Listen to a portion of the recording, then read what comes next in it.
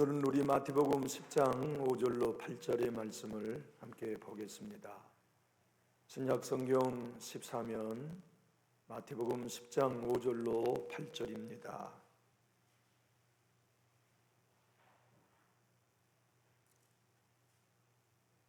우리 한 목소리로 합독하겠습니다.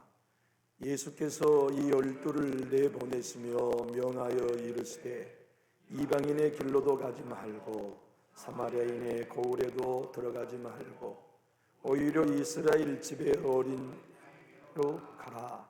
가면서 전파하여 말하되 천국이 가까이 왔다 하고 병든 자를 고치며 죽은 자를 살리며 나병 환자를 깨끗하게 하며 귀신을 내쫓 너희가 거저 받았으니 거저 주라. 아멘.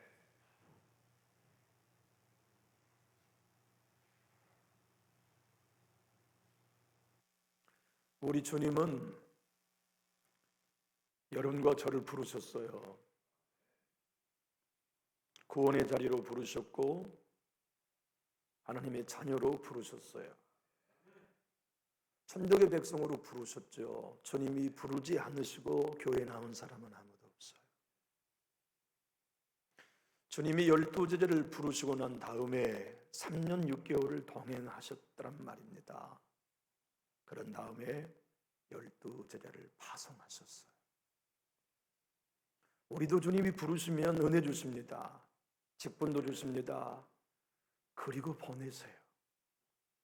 하나님이 12제자를 보내시면서 기대하시는 것은 너희가 가는 곳에 내 나라가 세워진다. 너희가 가서 내 이름으로 입을 여는 곳에 천국이 세워진다. 너희를 만나는 사람은 천국을 만나고 소유한다. 값없이 돈 없이 얻는다. 그것이 너희가 가진 것 없어도 배운 것 없어도 내가 불러 파송한 너희에게 주어진 축복이라는 것을 말씀하세요. 그래서 주님을 따르는 우리 제자도는 부르심과 보내심의 연속이에요. 주일은 부르심입니다. 일주일 나머지 6일은 보내심입니다. 새벽 시간의 새벽 기도일은 부르심입니다. 남은 시간은 보내심입니다. 그래서 주님의 부르심과 보내심은 신앙의 모든 여정입니다. 하여 오늘 본문의 말씀 1절을 보면 이렇게 되어 있습니다. 함께 읽어보실까요? 예수께서 그의 12제자를 모았었습니까? 부르셨어요. 이것이 없이는 누구도 제자가 될 수 없고 성도가 될 수 없어요. 부르시고 난 다음 5절을 읽어볼까요? 예수께서 이 12를 모이셨습니까? 이제는 보내시는 거예요. 내보내시는 거예요. 주님이 부르실 때 네 하고 들어오는 사람이 여러분과 저예요. 동시에 우리가 주님의 부르심을 받아 제자가 되었다면, 성도가 되었다면 주님이 보내신 그 자리에 순종하며 가는 사람들이 제자예요. 새해를 맞고 주님 뜻대로 살기를 각오하는 여러분, 주님이 부르신 그때에도 순종했듯이 오늘 이후에 주님이 보내신 곳은 어디든지 순종하여 걸어갈 준비가 되셨나요? 주님이 우리에게 사명을 맡겨주시고 직분을 주시며 그 일들을 감당하도록 내보내신 그 일이 내 역량으로는 너무 항상 버거워요. 한번 생각해 보십시오. 우리 예수님이 12제자를 보내시면서 엄청난 얘기를 하셨어요. 너희 가서 천국이 가까워졌다고 말해라. 그 말씀은 너희들이 입을 열고 너희들이 만나는 사람들은 천국 갖는다.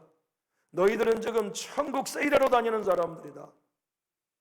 주님이 보내서 보냄을 받는 모든 성도와 목회자가 믿어야 될 일은 주님이 나를 보내셔서 교회 청소 조금 하는 거 아닙니다. 식당 봉사 조금 하는 정도가 우리의 사명이 아니에요.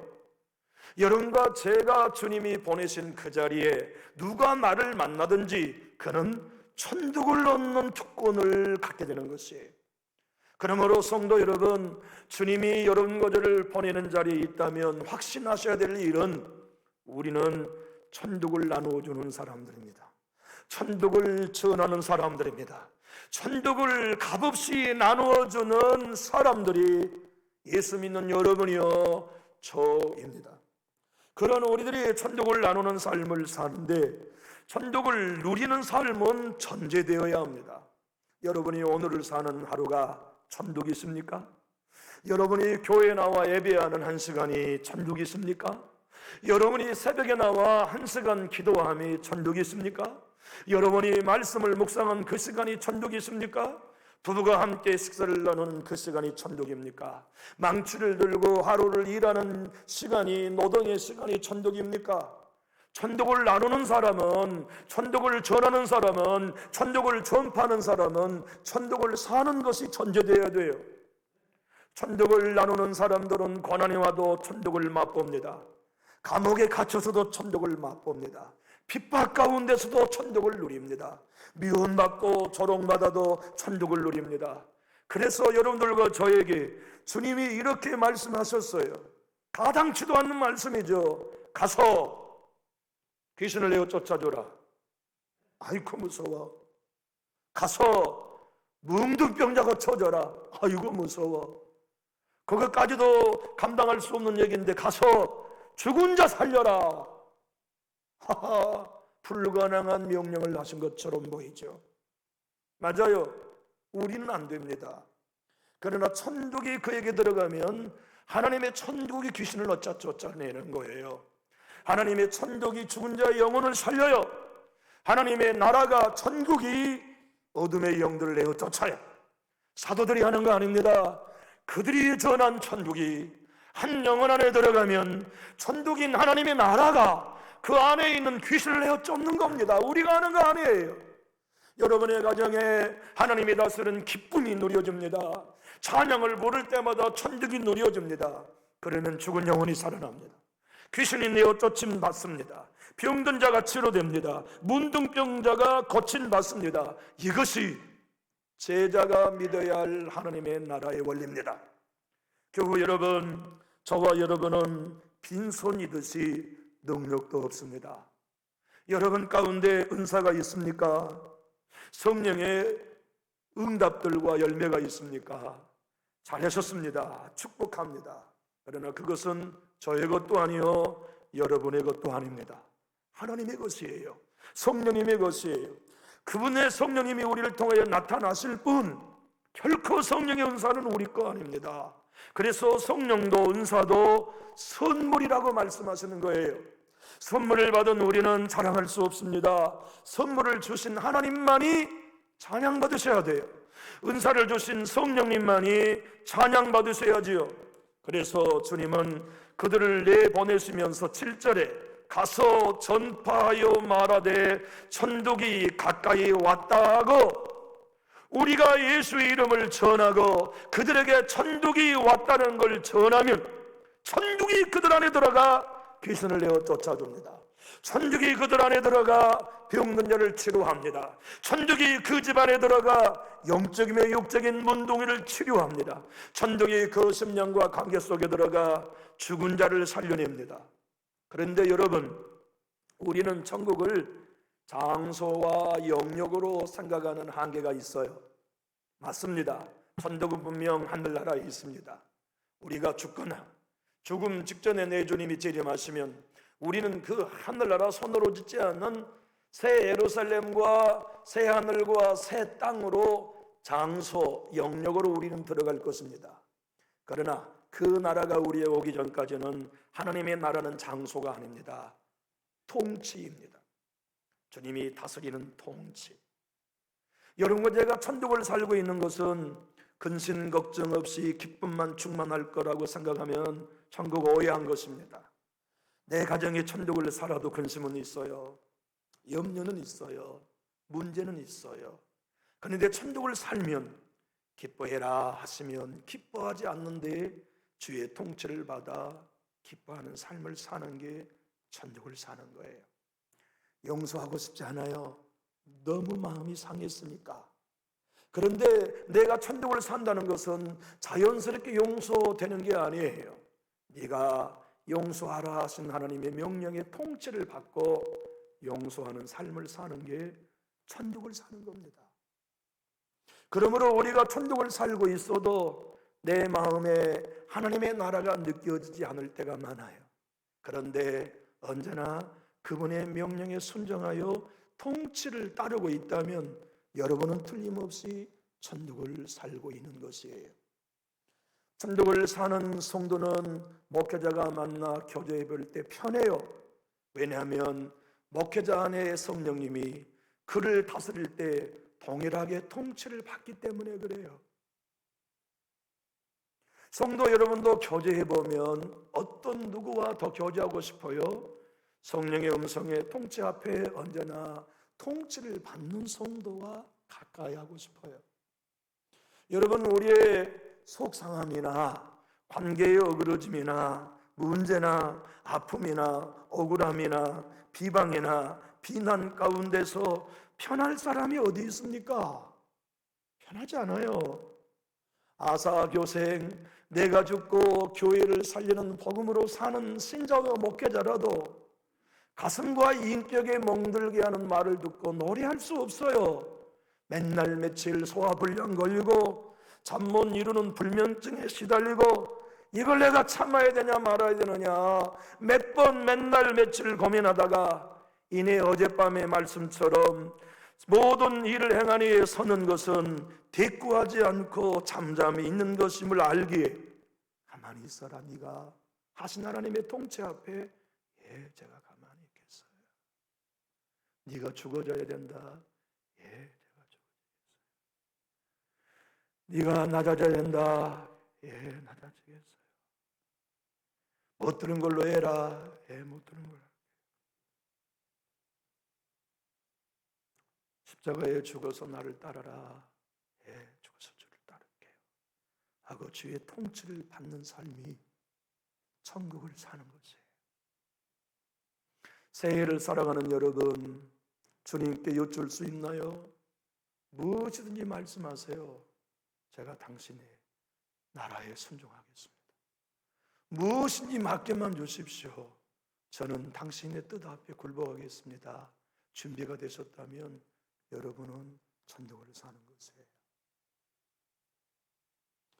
13구역을 만들었어요.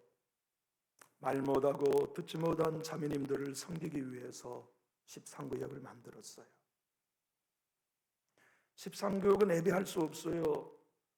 서로 대화가 안 되는데 어떻게 예배가 되겠습니까? 근데 13구역을 짜는 이유는 예배하기 위해서였어요. 우리 교회 익산에서부터 이곳까지 매주마다 교회 오는 자매 너무 고마워요. 제가 그 집을 신방을 갔는데요, 옆집에 다 교회들이에요. 다 교회. 엄마도 목사님이에요. 엄마는 유명한 복음성가 가수시지만요, 주변에 사방 100m 안에 교회가 5, 6개 있어요. 그런데 그 교회 다 마다하고 엄마가 개척해 세운 교회 마다하고 왜 여기까지 오는지 이유를 알 수 없어요. 고맙잖아요. 지금이야 우리 교회 모 성도님께서 월드컵 경기장에 기다렸다가 매주 아침마다 픽업해 주세요. 그분을, 그 자매님들을. 고마워요. 감사해요. 이런 권속들이 계셔서 얼마나 고맙고 감사한지 몰라요. 장애를 갖는 교우들을 그토록 섬기는 것은 진정 예수를 따르는 우리가 해야 할 일이죠. 13국을 만드는 이유는 구역 예배를 드리기 위함이지만 그들과 나누는 구역 예배는 말씀을 나눔이 아니라 밥을 나누는 구역 예배를 할 거예요. 매주마다 밥 사주는 구역 예배. 그래서 우리 교회 집사님 한 분 주일날도 현장에서 일해야 되는 분이시기에 우리 다른 구역들과 함께 교제할 수는 없는 형편이어서 13구역으로 모셨어요. 그리고 제가 그분에게 밥을 사면서 이렇게 말씀했어요. 지난주 얘기입니다. 집사님과 저와 두 자매님은 한 구역입니다. 제가 집사님을 우리 구역으로 모시는 이유는 하나 때문입니다. 저 혼자 매주 밥을 사기에는 제 형편상 어려우니 집사님이 한 주, 내가 한 주 밥을 삽시다. 감사합니다. 그런데 제가 부탁하고 싶은 것은 돈을 많이 버십시오. 그리고 집사님이 한 번 사는 것이 제가 집사님을 우리 교회 구역으로 모시는 이유입니다. 예, 기도해 주십시오. 제가 그렇게 하겠습니다. 그래서 5주면 5주, 4주면 4주, 그분이 밥 다 사는 거, 그게 제 목적이에요.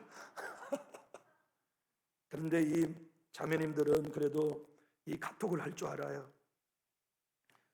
자매님들, 우리 13구역이 첫 모임을 하고 싶은데 어디서 하고 싶어요? 변산반도요. 누가 변산반도를 자기들 데려가 보겠어요? 생각해 보세요. 누가 자기들을 식당에 데리고 와서 밥을 사주겠어요? 누가 커피숍에 데리고 와서 커피 한 잔을 사주겠어요? 그 먼 곳에서 이것까지 온 그분들을 교회가 케어하고 따뜻한 식사 한 끼를 대접하는 일은 저와 여러분이 하나님의 통치, 천국을 살아가는 증거가 아니면 무엇이겠습니까? 지난 목요일에 저는 많이 지쳐 있었어요. 식당 봉사조를 다 정리하고 마지막 다 마무리하였는데 카톡 하나가 왔어요. 우리 교회 권석이 보내신 카톡이었어요. 카톡의 내용은 이것이었습니다. 목사님, 사모님, 찬우님들 너무나 고맙습니다. 보아하니 식당에 도움이 필요할 것 같은데 저도 식당 봉사조에 넣어주시면 힘을 닿는 데까지 봉사하겠습니다. 그래서 제가 답장을 해주었습니다. 쉽지 않는 여정이었지만 사실은 오늘 모든 정리가 끝났으니 귀한 마음 감사히 받겠습니다. 맞아요. 아마 그렇게 저에게 카톡을 보내신 분은 성령께서 주는 압박이 있었을 거예요. 그것이 통치입니다. 여러분과 제가 성령의 사람이 되면 성령님은 가만히 계시지 않아요. 손님이 아니거든요. 주인이기 때문에 말씀하세요. 성령이 우리에게 말씀하실 때에는 기쁨도 있고 소망도 있지만 다 그런 거 아니에요. 듣고 싶지 않았다고 들은 것이 아니라고 거부할 만큼 부담을 주는 말씀을 훨씬 많이 하세요. 한번 생각해 보세요. 네가 돈을 써라 하는 일이 유쾌합니까? 부담되죠. 생각해 보세요. 네가 먼저 손 내밀어라 유쾌합니까? 부담되죠. 그래서 성령님은 저와 여러분들로 하여금 하나님의 나라로 오셔서 뭐 하시느냐? 가만히 앉아 계시는 게 아니라 당신의 뜻대로 다스리세요. 통치하세요. 그래야 그 백성이 천국을 사는 것이죠. 대천덕 신부 여러분 아시지요? 송동의 신부요, 초론 예수원의 장리자이십니다. 그분이 이렇게 설명해요. 예수님이 이 땅에 오셔서 우리 믿는 사람은 마음을 열어 예수님을 영접한 거지만 예수님 편에서 우리 안에 들어오신 것은 영접이 아니라 방문이라고 말이에요. 그렇지 않겠습니까? 우리는 예수님을 영접하고 하나님의 나라를 영접하고 성령을 영접한 거지만 성령님 편에서는 영접이 아니에요. 방문이죠. 천국은 우리 편의 방문이에요. 예수님은 우리 편의 방문이에요. 여러분, 우리도 누군가의 집, 성도의 집에 방문할 때 환영하지 않는데 방문한 게 얼마나 어려운지 아세요? 목사의 목회에 제일 힘든 건 저는 그것입니다. 성도가 원하지 않는 집을 들어가는 방문은 괴로운 일이에요. 십자가에 내가 내 자신을 부인하지 않은데 불편한 모습으로 있는 성도의 집에 초인종을 열고 들어가는 일은 죽지 않으면 못하는 일입니다. 내 주님이 우리가 마음을 활짝 열고 천국이 가까워졌다고 너희들이 외치면, 너희들 모두가 천국이 가까이 와 있다고 외치면 내가 그들 안에 방문한다. 나 예수가 천국이다. 나 예수가 너희들이 전한 복음으로 그들이 영접할 때 방문하면 귀신이 떠난다. 내 능력 때문에. 병든 자가 치료된다. 내 능력 때문에. 내가 방문한 나라가 천국이 되고, 내가 방문한 심령이 영생이 되고, 내가 방문한 가정이 내 나라 되어질 것이니 너희는 입을 열어 천국이 가까이 왔다고 선포하라. 대천독 신부는 이렇게 말합니다. 우리 주님은 이 땅에 천국을 주로 방문하러 오셨건만 예루살렘 사람들이 예수님의 방문을 허락하지 않아서 주님이 예루살렘에 올라갈 때 에르삼을 보고 웃었다고 설명합니다. 사랑하는 교우 여러분, 대답해 보시겠습니까? 여러분의 마음에 언제든지 예수님이 방문하기 원하시면 힘있게 하면 하실까요? 여러분의 가정에 하나님 언제든지 방문하십시오. 내 마음속에, 우리 교회 속에, 내 예배 가운데, 내 삶의 생명 가운데, 내 물질과 내 모든 시간 가운데 언제든지 방문하십시오. 당신은 나의 주인이십니다. 당신은 나의 왕이십니다. 이 고백이 진짜 여러분의 것이 되었다면 우리 힘있게 하면 하실까요? 너 손에 든 건 내려놔. 이유 없이 하나님이 말씀하시면 예 하고 내려놓는 게 하나님의 나라의 통치를 받는 겁니다. 여러분, 우리가 예수의 제자입니까? 정말 우리가 성령의 사람입니까? 자아가 주는 감정 내려놔라.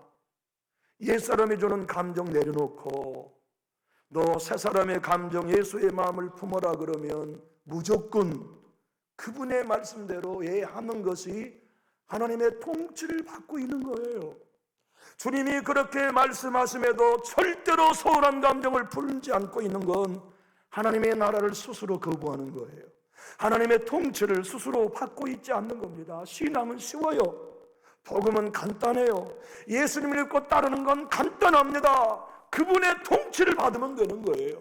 그분이 하라 하시면 하고 하지 말라 하시면 하지 않고, 그분이 가라 하면 가고 멈추라 하면 멈추고, 그분이 입을 다물어라 그러면 다물고, 그분이 입을 열라 그러면 입을 열고, 그분이 조용히 있어라 그러면 조용히 있고, 그분이 손을 내밀어라 그러면 손을 내밀며 살아가는 신앙 너무나 단순하잖아요. 그게 제자의 길입니다. 그것이 부름을 받고 보냄을 받는 예수의 제자 사도들의 삶이요, 성도의 삶이요, 새해를 맞는 저와 여러분이 하나님의 나라를 사는 비밀이 올시다. D.L. 무디 목사님이 고민하는 한 청년을 만나서 상담을 해주고 있었어요. 그런데 D.L. 무디 목사님과 절친이었던 친구 목사님 타우노 목사께서 그 자리에 동석을 했어요. 그런데 이 청년에게 성령님이 찾아오셔서 막중한 사명을 맡기셨던 모양이에요. 그런데 청년 스스로가 생각할 때에는 자기 자신이 절대로 그렇게 큰 사명을 감당할 제목이 못 되었기 때문에 고민하다가 D.L. 무디 목사님을 찾아온 거지요. 마치 12명의 제자를 생각해 보십시오. 죽은 자 가서 살려라. 얼마나 황당한 명령입니까? 우리에게도 오늘 그렇게 말씀하시면 우리도 황당하다고 할 거 아닐까요? 가서 병든 자 고쳐라. 은사가 없는데 어떻게 고쳐요? 그러잖아요. 문둥병자 고쳐. 내가 어떻게 문둥병자를 고쳐요? 그건 저거 다 내려놓고 세상에 귀신 내어 쫓는 것까지는 그렇다 치지만 죽은 자를 살리라니 예수님의 명령은 황당하지 않나요? 주님의 말씀은 이것입니다. 순종해. 그러면 내가 한다. 그래서 그 청년과 D.L. 무디 목사님이 얘기를 주는데, 목사님, 저는 아무것도 모르는 사람입니다. 저는 할 수 있는 능력이 아무것도 없습니다. 그러나 저는 순종할 것입니다. 그러니까 그 옆에 있는 타우노 박사는 찬송가 작사자거든요. 아니 작곡가거든요. 그런데 그 청년이 그렇게 고백하는, 저는 아무것도 모릅니다. 할 줄 아는 게 아무것도 모릅니다. 그저 주님을 믿고 순종할 따름입니다. 그렇게 고백한 그 말 한마디를 듣고 곧바로 시상의 찬송의 악상이 떠올랐어요. 그래서 그 청년과 D.L. 무디 목사님이 상담하고 있는 사이에 오선지를 놓고 찬양의 악보를 쓴 게 예수 따라가며 복음 순종하며 우리 행할 길 완하겠네. 주를 의지하며 순종하는 자를 주가 늘 함께 하시리라. 의지하고 순종하는 길은 예수 안에 즐겁고 복된 길이로다. 사랑하는 나의 교회 여러분, 우리의 남은 여생 주님 언제든지 나를 다스리시옵소서. 언제든지 나를 통치하시옵소서. 나는 당신 것입니다. 고백할 준비가 되셨다면 우리 큰 소리로 아멘 하실까요? 그분이 우리를 부르시고 그 일로 우리를 보내셔서 기억해라. 너희는 병든 자 못 고쳐. 너희는 귀신 못 쫓아내. 너희는 문둥자 못 고쳐. 너희는 죽은 사람 못 살려. 그런데 순종하여 천국이 왔다고 전파하면 내가 그들 안에 방문하여 그들을 살린다.